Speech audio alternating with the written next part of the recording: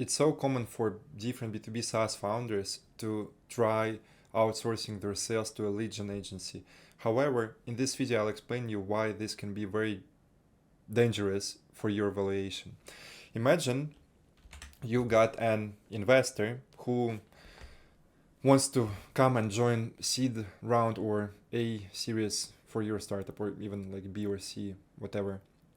And they come to communicate with you, and the first question they ask is how do you do customer acquisition for your project? And at this moment you are having this two lead gen agencies who are bringing you leads, and everything is nice, and you're growing by a nice trajectory. And you say that, oh cool, we've got these two agencies who are bringing us leads for our pipeline. Next question is from the investor, and as I've done one angel check for one startup in sports tech industry, I understand a bit about what their behavior is. And the next follow-up question is, okay, cool, but what is the value proposition you approach the market with to get them in a meeting with you? And how do you build databases of your target market? How do you reach your leads? And you got no answer to that.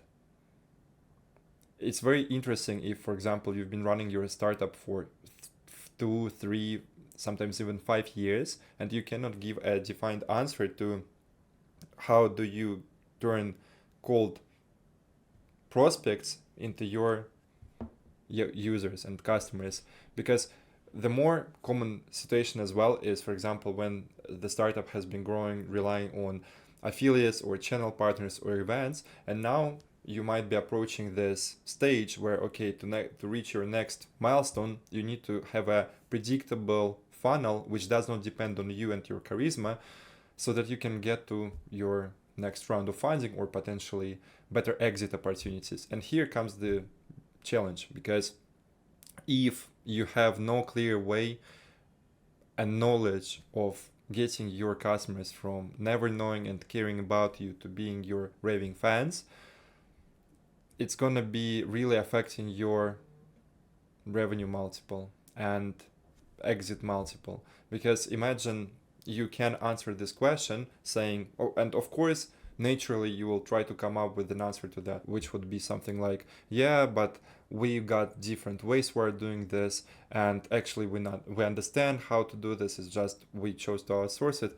But look, it's not that I'm against working with lead gen agencies, no, but you really need to be thoughtful about the moment at which you come to work with them. Because most times, if you're below the first 50 customers, there's not going to be a magic lead gen agency who is going to pack your pipeline with leads. And that's why most of us have experienced these partnerships where we hired some lead gen agencies and they never delivered on their promise. Well, unfortunately, no surprise, because unless you can figure out how to sell your solution by yourself, how can you expect some teenager in another part of the world figure it out better than you? And the dangerous part may come from a couple places. First, they can change their pricing model one day, and this screws your business. Because imagine if you planned the trajectory with customer acquisition cost being this much, and then they, for example, double their pricing, you get the idea. Similar situation if, for example, imagine, and this happens very common with agencies, you are getting decent, okay results, and then they decide to put the person who is handling your account to do someone else and to handle someone else, and they put a new person to deliver results for you. These results, usually this happens after 4 to 7 months, and then there is a downfall in terms of what results they deliver, you churn, and then you need to spend another few months figuring out how to solve this, and then the cycle repeats again after year and year, over and over. Do you really want to be building your company based on that? I'm not sure. And that's why I believe that for founders it's very important and crucial to correctly pick the moment of outsourcing sales to a lead gen agency. Not the sales, but even lead generation part of it.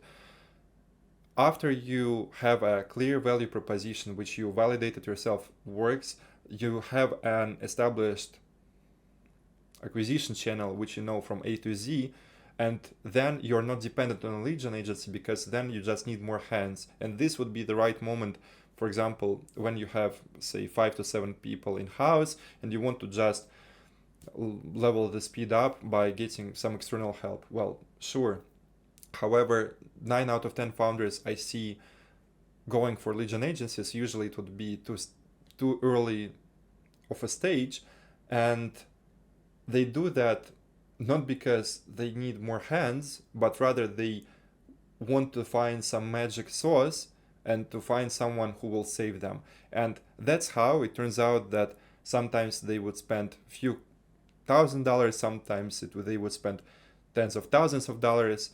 And if the person has no product market fit, I mean, if you are not clear on what exactly is the message that gets your ideal people indoor, first make sure that you can nail this in-house, because then you will not be dependent on anyone and you will be able to train any person to sit inside your company as if it's like McDonald's. And instead of them flipping cheeseburgers, in your case, it would be getting people from this place, sending them this message, booking them in the pipeline this way, and running meetings this way. After you've got these pieces together, usually investors knock on your door themselves, and you don't need to be chasing them by going all around your city and country trying to be the number 1000 person who's gonna try to fight for their attention. No, because when you just post out there that, look, we're growing by this trajectory, we're doing these things, and you're just sort of building in public about this, it's quite common that investors will be trying to approach you because they will see, okay, this is a proven, validated business model, there is a cash flow here. Once they get more access to capital on this part, they would be able to 10x it. And this is exactly the moment when I stepped into a business as an angel investor. Plus, most people who are not in the VC space for making random bets, they usually are looking for businesses like this. Yes, sure, you can get some crazy VC drunk and just sell them into fantastic WeWork idea and get a couple billion valuation, but I mean, do you really want to try to predict or like try to rely on future like that? Well, sure, all of us can be lucky, but you get the point. So be thoughtful about when to partner with lead gen agencies, because this can really ruin your valuation in case you don't have an A to Z validated process of getting customers in the door. And if you need some more help with that, just reach out to me, because I design lead flow for B2B SaaS startups, helping them to add more than $250,000 in annual revenue within 6 months time frame. Thanks for watching, and see you in the next one.